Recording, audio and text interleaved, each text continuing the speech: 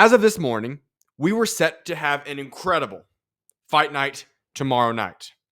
Those plans have now been scratched, and I'll be discussing that in an overview very shortly. But we're going to be addressing specifically Keyshawn Davis and Edwin De Los Santos' fight now being called off. Let's get right to it.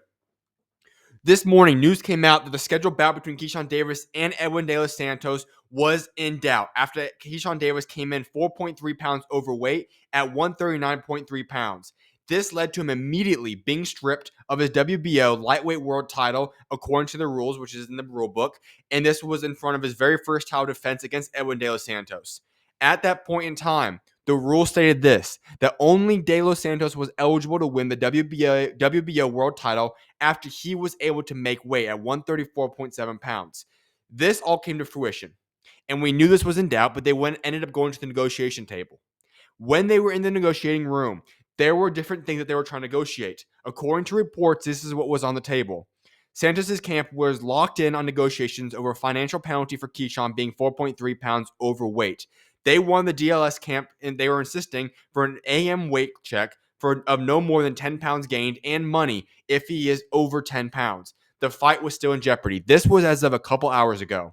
Then the news comes out that things changed course. The scheduled fight between Keyshawn Davis and Edwin De Los Santos was officially off, and Davis was stripped of his WBO lightweight title.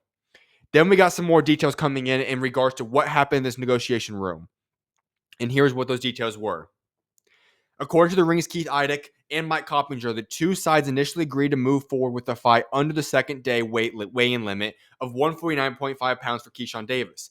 Edwin De Los Santos and his team then changed course and decided not to go through with the fight due to safety concerns.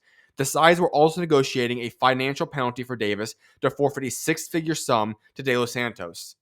Then we got news from De Los Santos' promoter, Samson, details that this is what led to the cancellation. We renegotiated 10 pounds, more money, but we concluded that Davis never tried to make weight. He was dancing on the scale. I didn't want what happened to Devin Haney and Garcia to happen. We canceled the fight. Now, the good news is that Edwin De Los Santos will be paid his entire purse for this fight. All right. There's a lot to get into. That is the details. The good news is that Edwin De Los Santos will be paid his entire fight purse. I'm going to break this down from a few different standpoints. First and foremost, Keyshawn Davis, his quote on why he missed weight. I've outgrown the weight. I was up late last night trying to cut weight. I was feeling it last fight. But I was feeling it last fight when I fought Birchinek. All right. There's a lot I want to pack out and kind of break down right now about Keyshawn Davis. Keyshawn Davis is still a rising star in boxing. He was one of America's future biggest stars, in my opinion. Today put a massive dent in that stardom of Keyshawn Davis. This was his event. You were the main event.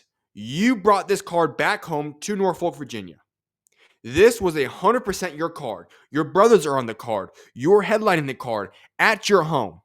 And you now come out and say that you were already feeling the weight last time, and you clearly knew for a fact that there was a 0% chance in which you were going to be able to make weight today because you were 4 pounds overweight, 149.5 pounds. That in and of itself is a disgrace. You wasted Edwin De Los Santos' time getting ready to come for this fight. You wasted everybody that made travel arrangements, scheduling all these different things because you didn't even try to make weight. That's what gets me. This was not a Chris Eubank Jr. situation where he's out there struggling for his life to try making weight. Keyshawn Davis just showed up and said, you know what, it is what it is. I'm not even going to try anymore. And if you knew you were not going to make weight, then get up on out of 135 and you should have booked a fight at 140. That is what should have been done, not the disaster that unfolded today. But here's what really gets me upset. For Keyshawn Davis, you are a rising star. You have a certain standard to live by as a world champion and a future ambassador for boxing, especially in the United States of America. Your job, being the hometown hero, fighting in your hometown, was to make weight today. If you were going to lay it all out there and try to make weight to the best of your ability and something screwed up for yourself and you were not able to do so, then here's what you should have done.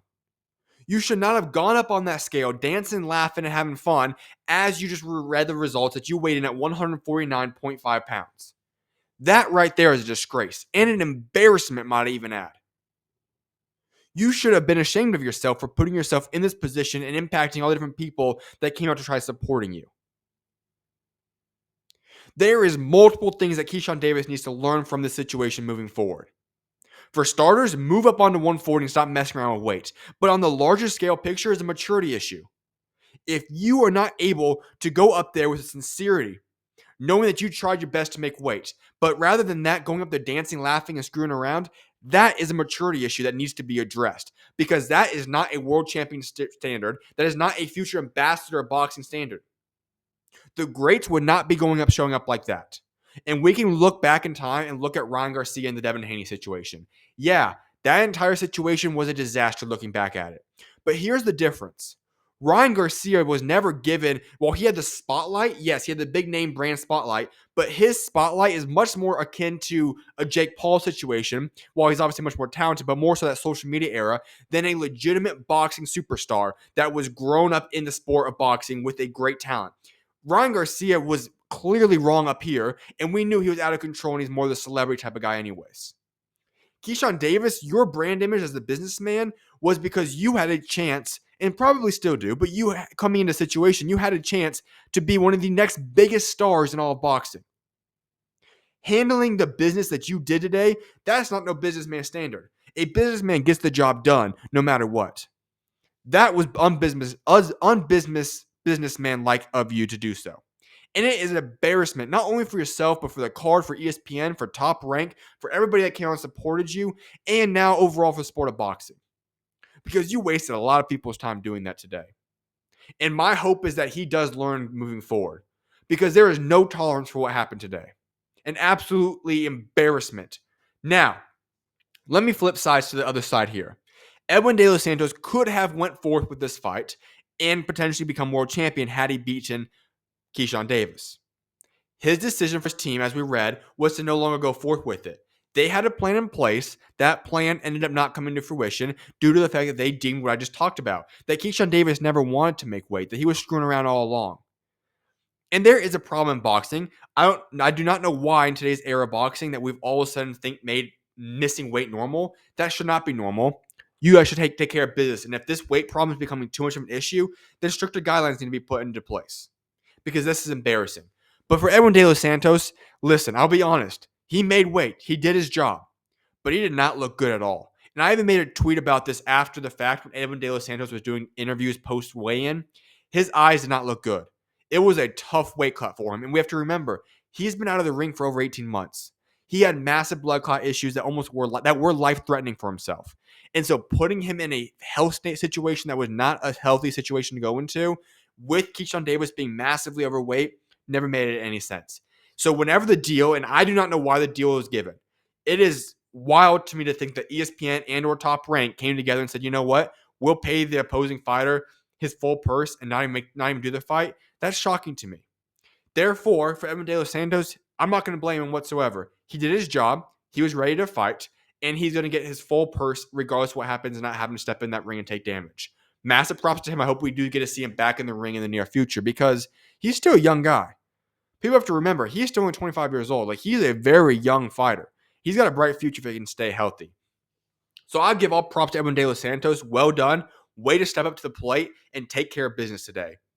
It sucks that this had to happen. Unfortunately, this is a situation that we had, and Edwin De Los Santos, I cannot fault him for that.